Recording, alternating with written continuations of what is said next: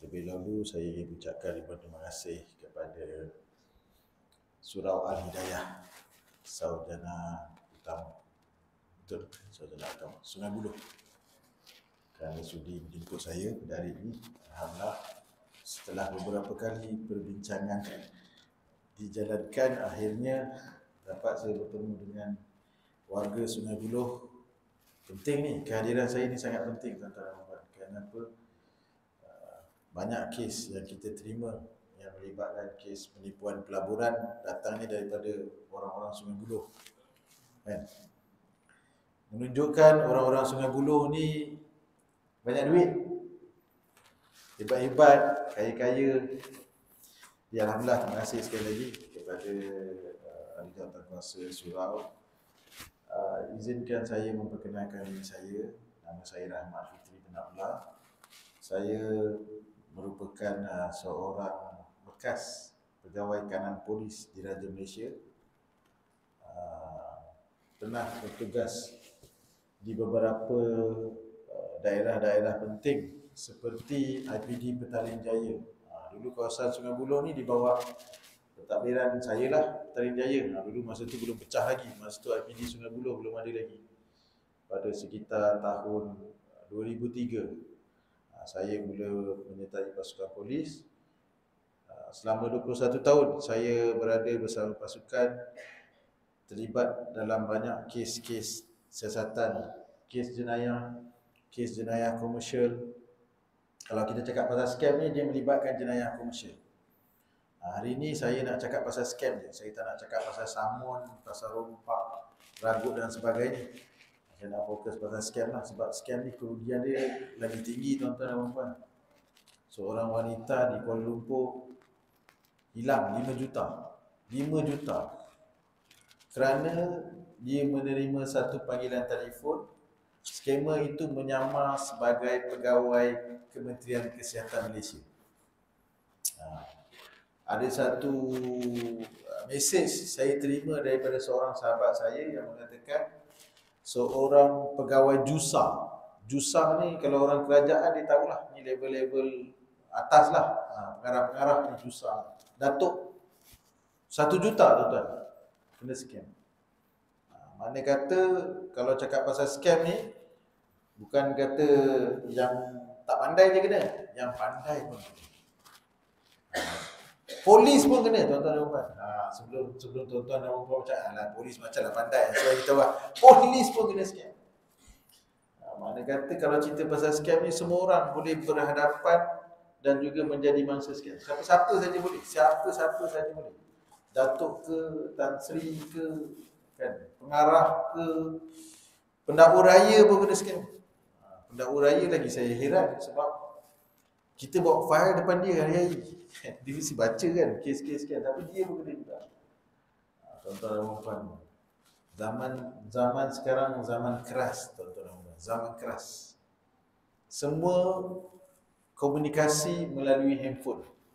Semua transaksi melalui handphone. Kita dah tak perlu pergi bank dah untuk buat apa-apa pembayaran. Kita dah tak perlu berjumpa dengan mana-mana orang yang kita nak berurusan. Semuanya melalui handphone tuan-tuan dan puan.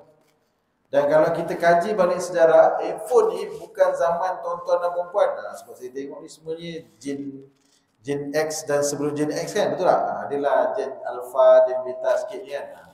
Minta maaf tuan-tuan, saya bawa saya punya buntat. Dia nak ikut. Takkan saya tak nak bawa kan, pergi surau kan. Dia nak ikut sangat, saya bawa lah. So, bila kita cakap pasal dunia digital, ni kita cerita ni semua pasal digital. Tuan-tuan dan puan, ramai orang tanya saya, tuan saya tak nak kena scam tak? Boleh tak bagi saya satu petua tips tak nak kena scam? Saya kata, kalau tak nak kena scam ada satu je cara. Satu je, tak ada lain. Tuan-tuan dan puan jangan pakai handphone. Itu je cara dia.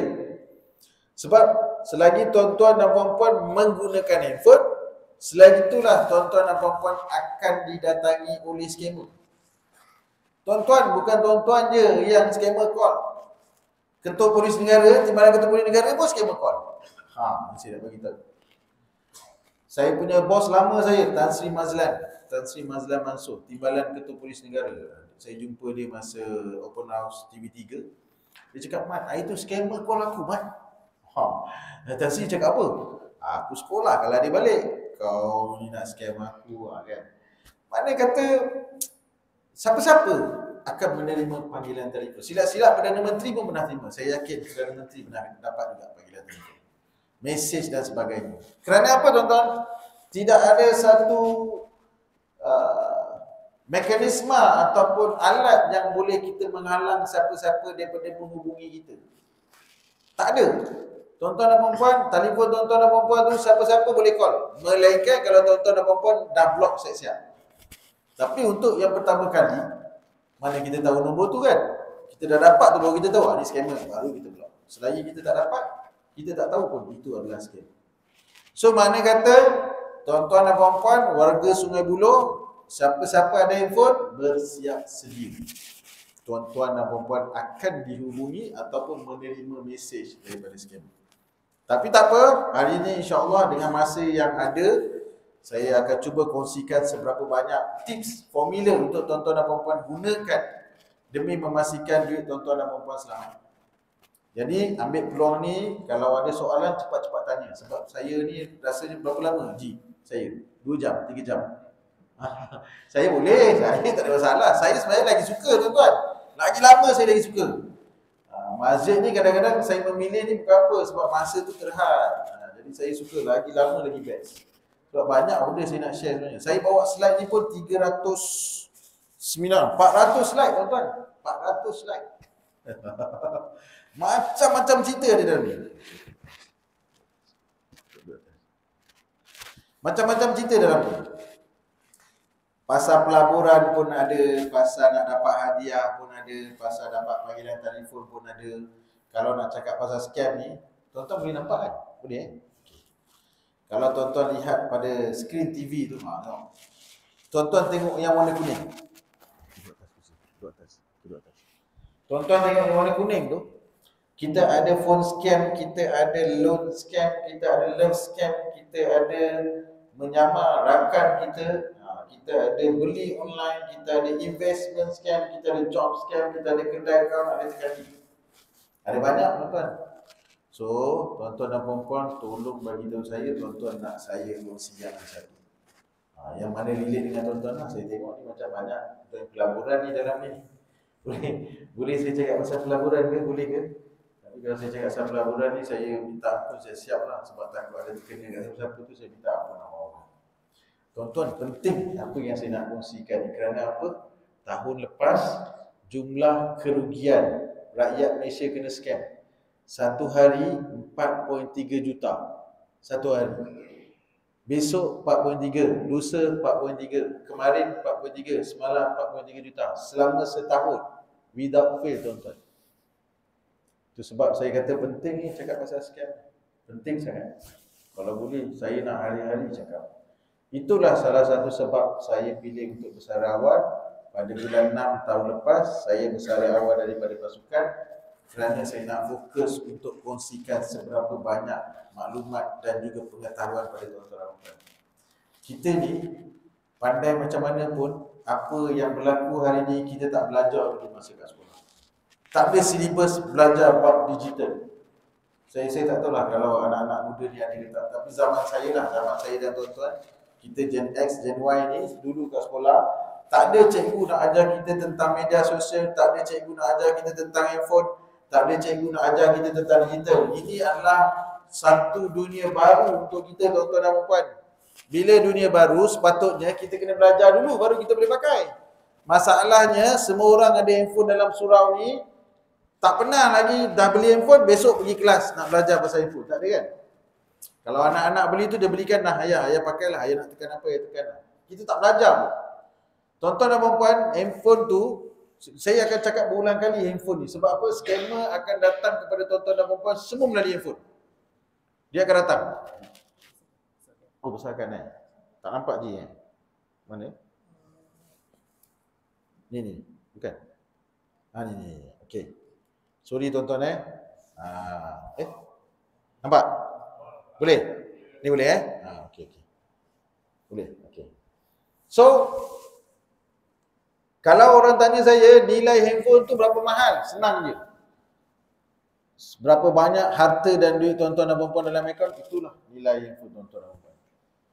So from now on, mulai hari ini, handphone is not our friends anymore. Handphone itu adalah our enemy. Kena be careful. Tuan-tuan, keluarga bergaduh pun melalui handphone, kita dengan kawan tak berkawan melalui handphone, kita ni banyak dosa handphone, tengok benda bukan-bukan handphone, belajar bukan-bukan handphone, duit habis handphone. Semua handphone lah. Itu sebab saya kata, kalau nak cakap pasal handphone ni, dunia digital ni kena start daripada ni anak-anak yang kecil. Anak saya. Saya suka bawa anak, bagi dia dengar. Penting tuan-tuan dan puan. Sebab kalau nak ajar yang dah berumur ni, dia macam mana dia macam susah sikit, bukan slow. Tak slow, ini semua hebat-hebat ni, dia susah sikit lah. Enjin lama, Mercedes lama, kan? Baik, tuan-tuan dan puan, kalau kita lihat, lagi banyak syllabus ni. Ingatkan ada sikit tu je, rupanya ada, macam-macam jenis scam ada ni. Ada masuk melabur dana, masuk menyamar tekun pun ada kan, menyamar bank ada.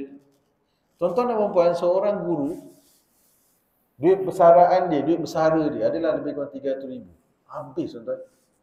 Dia dah kerja susah payah tu kan, selama 20 hingga 30 tahun bekerja. Dia dah pencen tu, dapatlah duit pencen dia, dapat duit gratuity apa semua, beratus ribu. Habis dalam masa satu hari. Sia-sia dia pergi kerja hari-hari dulu. Kan? Buatlah overtime ke, buatlah part time, kumpul-kumpul duit, lalas habis, satu hari habis. Kerana apa tuan-tuan? Kerana handphone. Saya kena cakap ni banyak kali ni handphone ni. Sebab saya yakin dalam surau ni pun yang beli handphone, kita tak pernah diajar untuk etika menggunakan handphone. Apa yang boleh ditekan, apa yang tak boleh ditekan. Tuan-tuan dan puan-puan, kalau diberi peluang sekejap lagi, saya akan tunjukkan skema ada dalam handphone tuan-tuan. Sekejap lagi saya tunjuk. Live. Jangan risau, saya tak ada pakat apa-apa. Kita tengok. Jadi tak jadi. Kita tengok